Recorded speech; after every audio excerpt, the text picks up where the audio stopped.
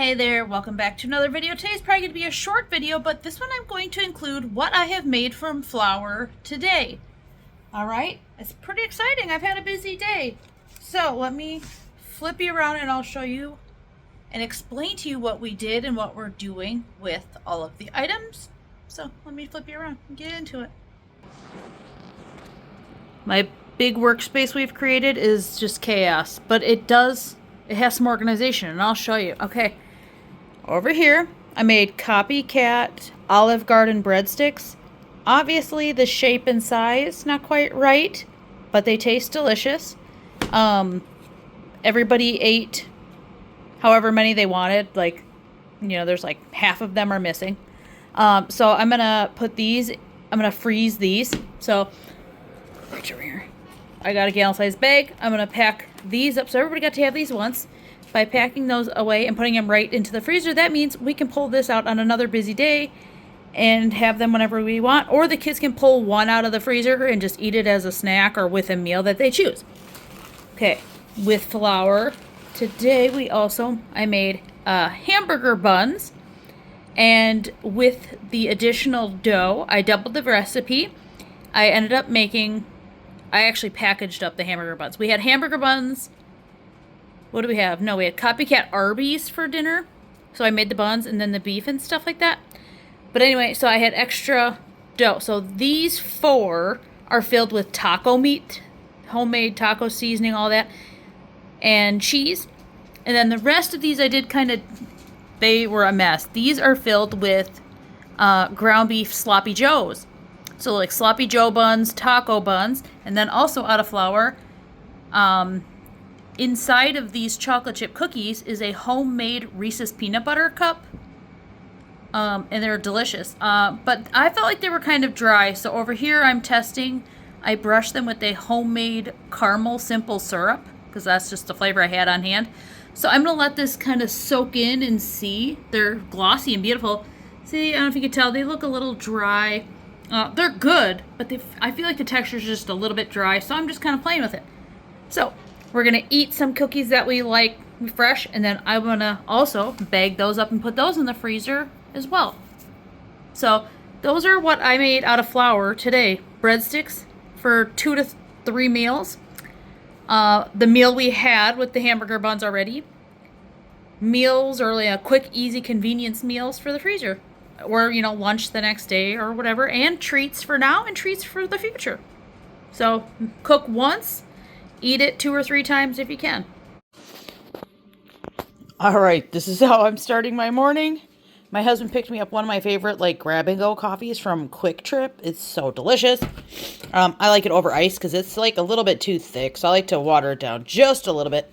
Anyway, one of the grocery stores near us has, way better price on fresh herbs. And I was low on a few, but these are the 2 that I picked up. I picked up a huge clump of dill and 3 clumps of parsley, because I'm totally out of parsley. I have a teeny tiny bit of dill left, but I do a lot with dill. I make homemade ranch. I make these dilly ranch crackers with the ranch seasoning and extra dill. I add this to egg salad, chicken salad. I add it to a lot of things. And it tastes better when you dehydrate it and eat it pretty fresh. If you can't eat it all fresh, yeah, that's what I do. So I go to that store, I stock up, and I actually burned up my dehydrator. So I'm going to have to do it in the oven this time, which kind of sucks. But we're going to do it. This is already a little schmoopy, and I bought it yesterday because it was still wrapped up. So coffee and dehydrating herbs. Some healthy natural stuff with some chemical goodness. It's all about balance, guys.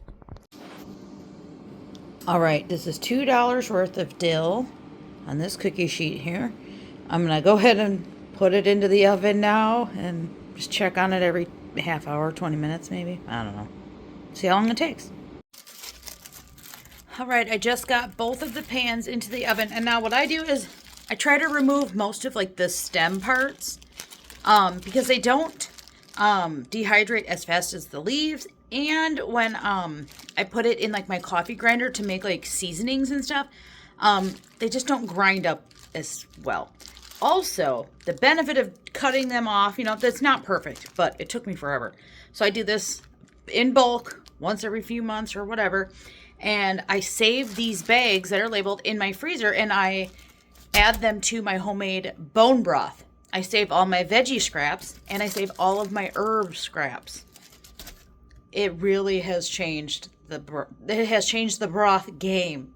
If you're like an ingredients only type house, you know how important it is to get like a very good tasting base. And bone broth I use in so many things now that it's important to me to have an incredibly delicious broth to start recipes with. And it's changed a lot. So don't waste any of this. You paid for it. You took the time. You took the effort. Make it work. Make it worth your while. All right. Both trays are in the oven. I'm going to maybe shuffle it around in like a half an hour or something like that, and then kind of see where we're at. I have another tip while I'm thinking about it. So my husband will buy me treats. I'm so cheap that I rarely will spend like the $3 to buy myself something like this. It's not a necessity. There's 50 grams of sugar in this.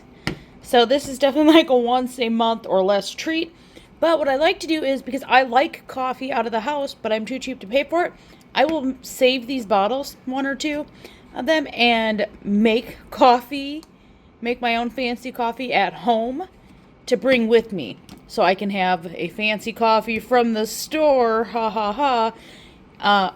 But it's way cheaper and I know all the ingredients. You can see the smoke in the air. I'm over here inhaling the ashes of my grandparents' and parents' remains Italian seasoning blend. I make my own. We call it Great Grandpa Gino's Italian seasoning. But it's a lot of mess. I dehydrated the herbs already, and then I mixed everything into this, and now I'm putting it through my coffee grinder thing to make it more of a powder, so it comes out a little bit easier from the shaker. It's absolutely delicious, and because it's a lot of work, I do it once. I make a humongous batch, and it lasts a few months. So that's the other ingredient I'm stocking in my pantry today. All right, here you have it. Here's a smaller one for the cabinet that has like the shaker lid. And this is what is left. These are the labels. That's my Great Grandpa Gino. My daughter did the artwork. My daughter drew him, and it's amazing. So now I have enough Grandpa Gino's Italian seasoning for a little while. All right, the next project. I made white sticky rice yesterday, and I'm turning it into chicken fried rice. I'm kind of doing it in random stages because I'm just working with what I got. So here's like the seasoned rice. I have more stuff going on, but I just to show you this quick little second. We're crisping up this rice a bit, and then we're going to add all of the components together, and we'll show you what it looks like at the end. All right, here's the finished product. I have onions, bean sprouts, scrambled egg, chicken, and like all of the expected seasonings and sauces and all of that. Looks pretty good, and it smells good. Not authentic, but close enough. All right, on to the next project. We're making a double batch of soft, chewy sugar cookies. One of our favorite recipes for those. I have both KitchenAids going to be going, so I'm just kind of making them right alongside each other. So we're going to turn these into some sort of Valentine's themed cookie too. All right, the next restock I need to do is cheese. So I bought, let's see, there's 6 Colby, 4 pepper jack, 7 mozzarella. So I organized my plan. I'm going to shred the cheese for these recipes. And so what I'm going to do is I'm going to pick which ones I want to shred together because we like to make our own blends. So like for pepper jack, I would probably do that in the taco mix, right? Big Macs, I'm just probably going to do a little bit of all 3. Shepherd's pie, probably Colby jack, you know what I mean? So I'm going to go ahead and get these, and then I'm going to freeze them in their packages. So I have 2 for pizzas, because I have homemade pizza crust and homemade Pizza Hut pizza sauce. That's what it is. So that is my cheese plan, and I have a burger plan for the ground meat that I have thawing too. But this is ready to do first. So let's jump in and get it done. All right, here's where I landed. I have 3 bags for pizza night. I did 2 bags, just cheese blend. That can be for anything. Then I did 4 meals. I did tacos, mac and cheese, Big Macs, and shepherd's pie. The other ones I might save and decide later, or we might want them like cheese and crackers because I do like making homemade crackers. So I think that's what we're going to do. We're going to go ahead and get these in most of these in the freezer, and then the ones I'm going to use soon I'll put right in the fridge. Like we're going to have Big Macs and shepherd's pie in the next couple days. So I'll leave those in the fridge, the bricks of cheese in the fridge, and then freeze everything else. All right, last thing. Okay, I got 9 pounds of beef that thawed. Okay, what we did here is I'm going to do I just got hit by a peanut. Tomato basil tortellinis with homemade meatballs. So that's labeled and ready. We're going to have Big Mac snack wraps. So I cooked the burgers for those because these we're going to have tomorrow. I have 2 bags of just seasoned ground beef. And then I have one that's more full for the shepherd's pie I'm going to do either tomorrow or the next day, or these are the 2 that are going to be flip-flopping. So whenever, I don't know, these 3 meals, we'll let the family decide which one they want to have first and in which order. But either way, this week they're going to get eaten, and now the meats are ready. And also what you don't see is 2 pounds of burger patties that I made and just froze raw. So I can use those too for the future. Alright, I'm nervous, but my husband says he has to tell you guys a joke.